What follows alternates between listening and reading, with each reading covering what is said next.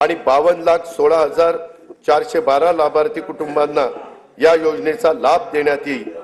अंगणवाडी सेविका, मदतनीस व मिनी अंगणवाडी सेविका यांना सध्या सेवानिवृत्ती, मृत्यू, राजीनामा इत्यादी प्रकरणी 1 लाख रुपयांपर्यंतचा लाभ देण्यात येत आहे। महाराष्ट्र राज्य ग्रामीण जीवनोन्नती अभियानांतर्गत 6,48,000 महिला बचत गट कार्यरत असून ही संख्या 7 लाख करण्यात येणार आहे।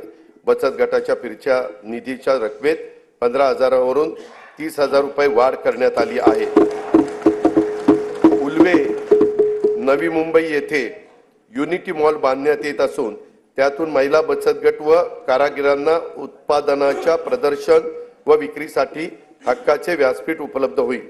महिला बचत गटांनी उत्पादित केलेल्या वस्तूंना सध्या उमेद मार्ट आणि ई-कॉमर्स ऑनलाईन प्लॅटफॉर्म तसेच प्रदर्शनाच्या माध्यमातून बाजारपेठ उपलब्ध करून दिली जाते। याद्वारे आतापर्यंत 15 लाख महिला ह्या लखपती दीदी होण्याचा मान मिळाला असून या वर्षात 25 लाख महिलांना लखपती करण्याचं उद्दिष्ट शासनाने ठरवलेलं आहे।